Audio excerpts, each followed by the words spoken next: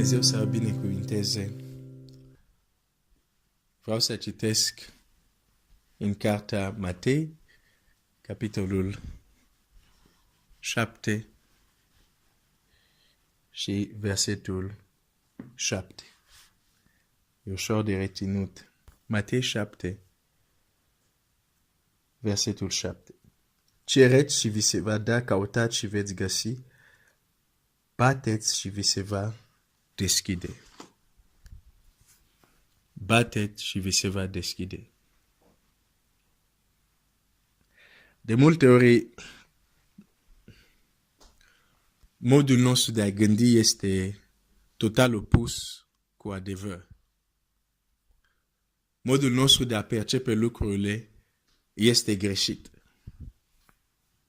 Și nu este de mirare, pentru că dacă noi am fost în lume cu o minte întunecată, sigur am venit la lumină dacă am crezut în Isus, dar au rămas anumite moduri de a gândi care sunt complet greșit, care nu sunt în armonie cu ceea ce Dumnezeu ne învață și totuși le păstrăm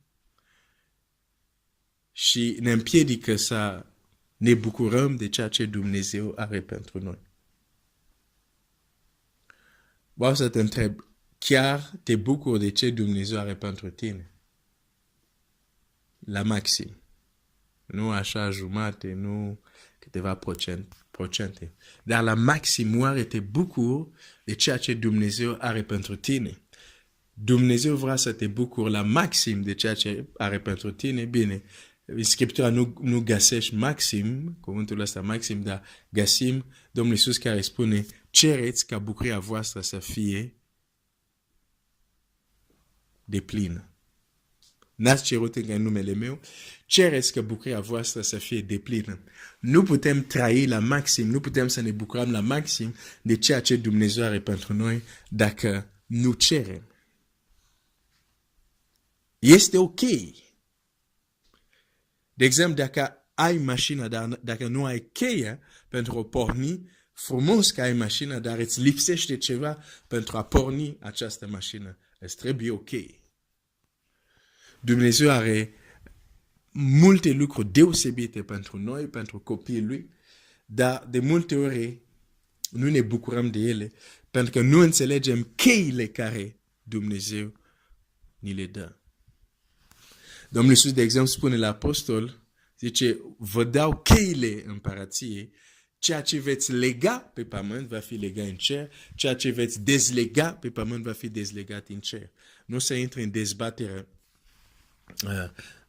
acum, că dacă asta se adresează doar Petru sau cei 12 sau și celorlalți, nu am timp să vorbesc despre asta, dar vreau doar să spun că principiul este acolo.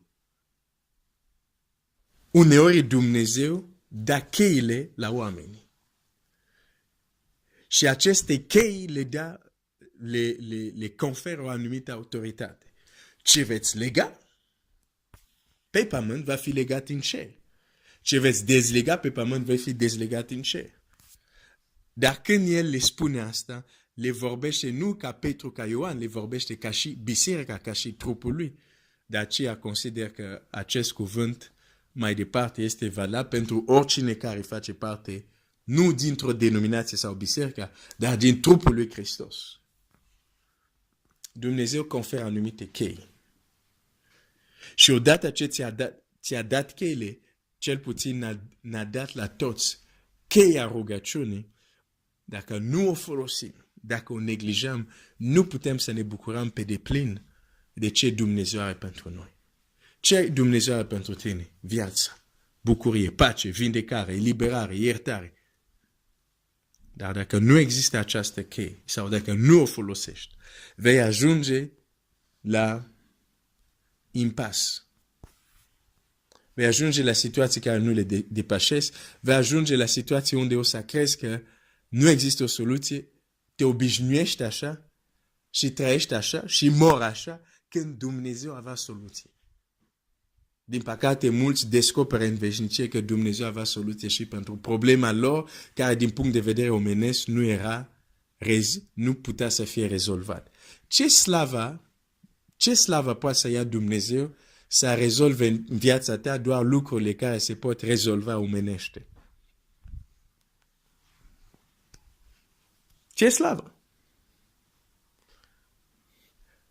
Ai ceva care omenesc nu se poate rezolva? Foarte bine. Bine, nu-ți doresc asta, dar dacă foarte bine, pentru că acum ai situații în care poți să vezi cine e Dumnezeu. Ai situații în care poți să vezi ce înseamnă cheia rugăciune și să o folosești în viața ta și să vezi rezultate și să spui da, cuvântul său este adevărat, da, Iisus Hristos este același ieri și azi și în veci.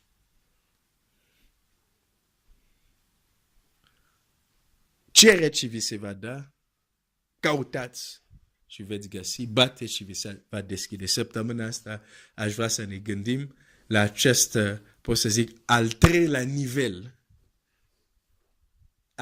Cereți și se va da este un nivel. Caută și vei găsi este un alt nivel. Bateți și se va deschide, asta e și un alt nivel și aș vrea să ne gândim la acest nivel în această săptămână. Bateți și vi se va deschide.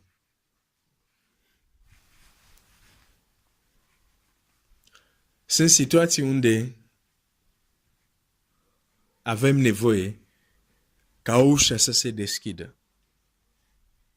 Sunt situații unde avem nevoie să intrăm în ceva nou, să intrăm în altceva, să părăsim ce este vechi, să intrăm în ceva nou. Dar nu reușim pentru că ceva este închis. Pentru că ușa este închisă, pentru că calea de a accesa acolo este închisă. Și Domnul Iisus spune, bateți și vi se va deschide.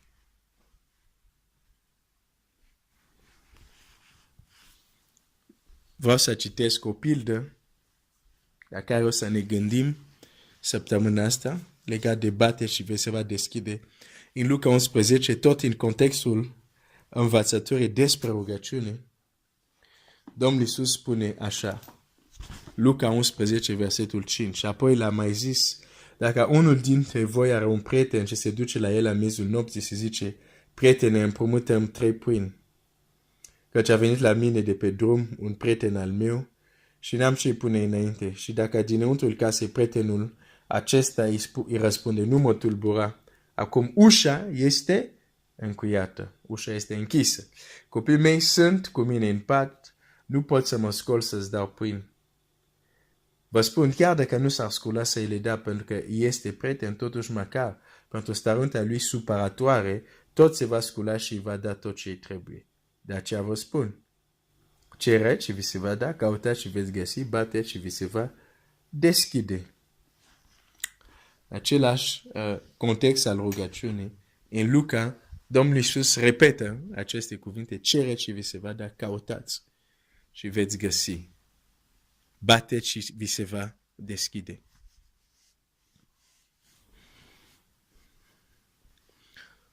Orice pildă are rolul nu să ne povestească o poveste care să spui la copii înainte să doarmă, dar orice pildă are rolul de a ne arăta ceva și de obicei un lucru care nu-l vedem.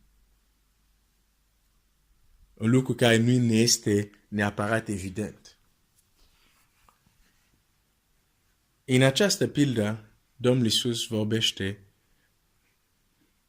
de un om care merge la un prieten, care bate la ușa lui, deși ușa este închisă, deși ușa este încuiată, deși dinăuntrul casei prietenul îi spune, nu mă deranja, e deja târziu, dorm deja, nu pot să mă ridic acum să vin să-ți dau pâini.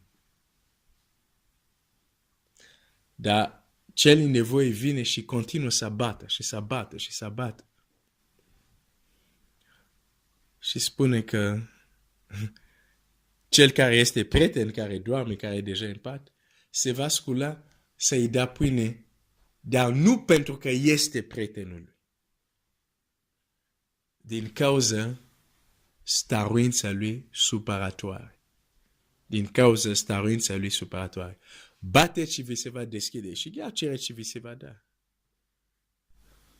Pentru a fi eficient, sunt situații unde nu vei primi pentru că te numești creștin, nu vei primi pentru că te numești copil al lui Dumnezeu, vei primi din cauza stăruința ta supărătoare.